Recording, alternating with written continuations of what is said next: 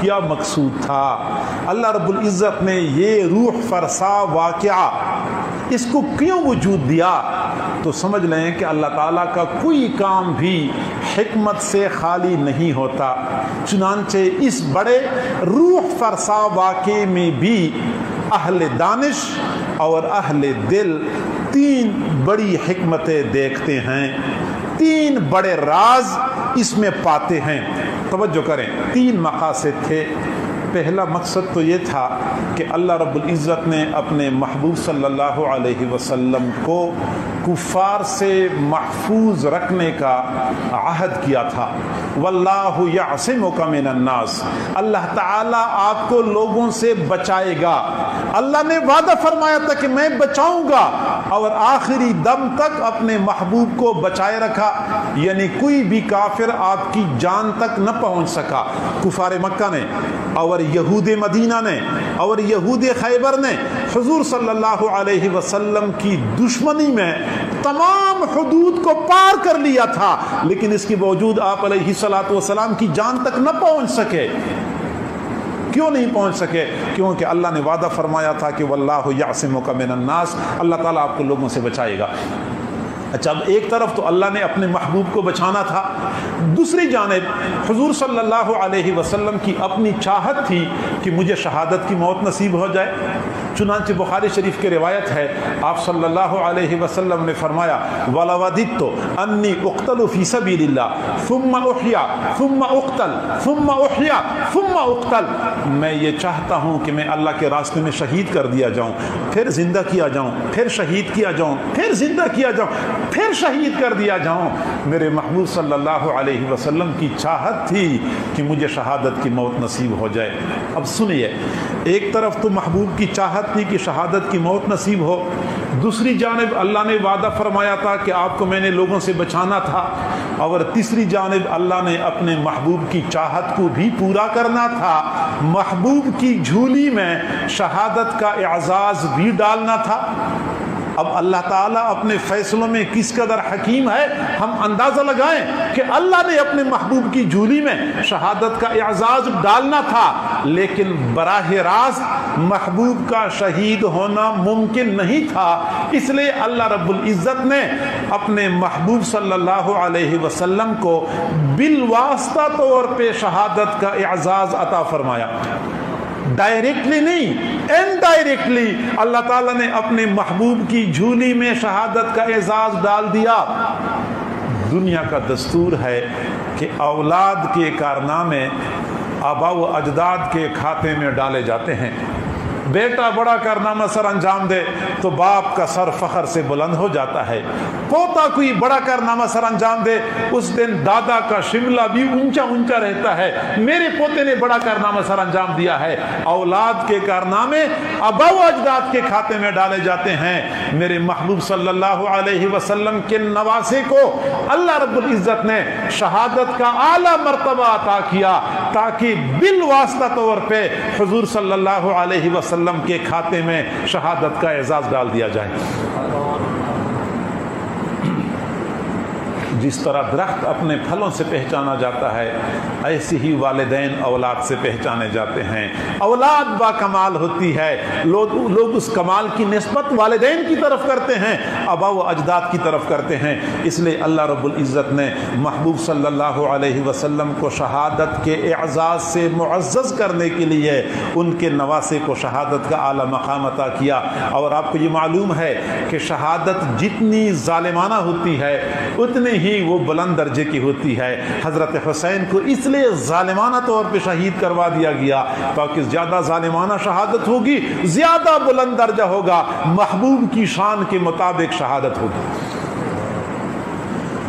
اور دوسرا مقصد اللہ رب العزت کا یہ تھا کہ اللہ تعالیٰ نے دنیا والوں کو بتانا تھا کہ حضرت حسین کا مقام اور مرتبہ بہت زیادہ ہے، تم اس کا تصور نہیں کر سکتے، لیکن میرے دین کی قدر و قیمت کچھ اور ہے۔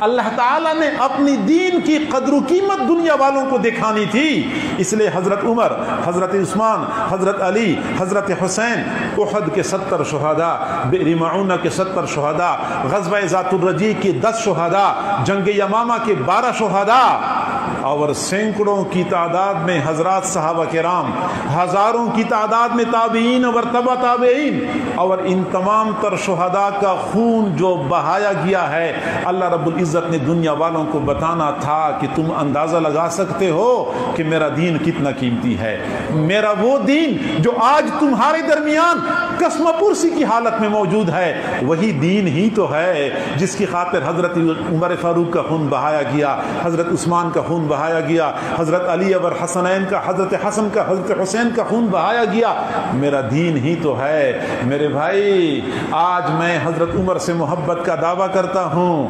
لیکن اس دین سے لا تعلق ہوں جس دین کی خاطر حضرت عمر نے قربانی دی ہے۔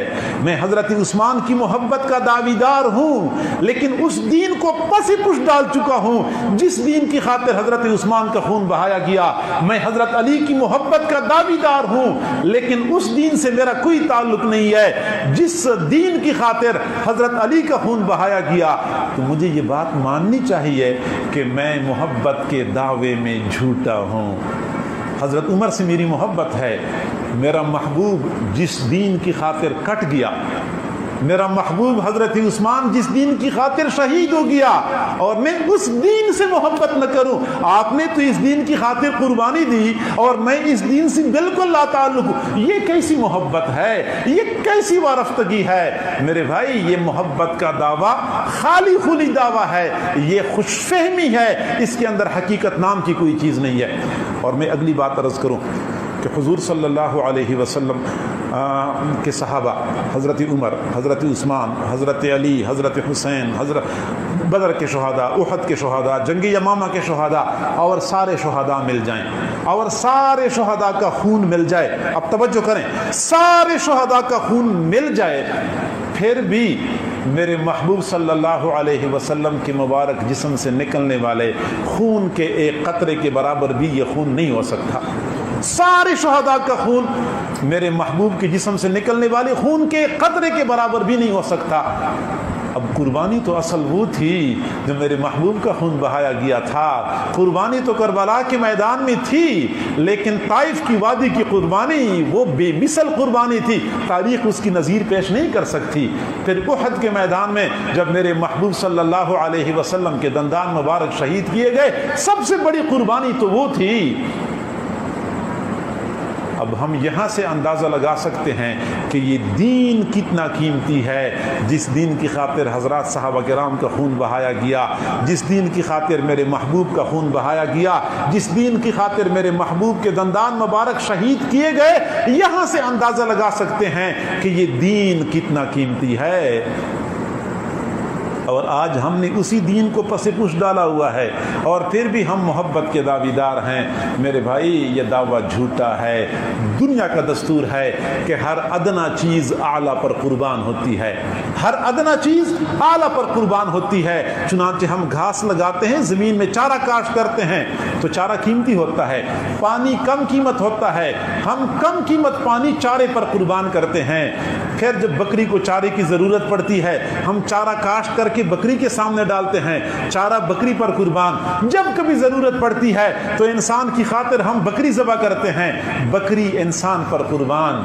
میرے بھائی، پانی گھاس پر قربان، گھاس بکری پر قربان، بکری انسان پر قربان، اور انسان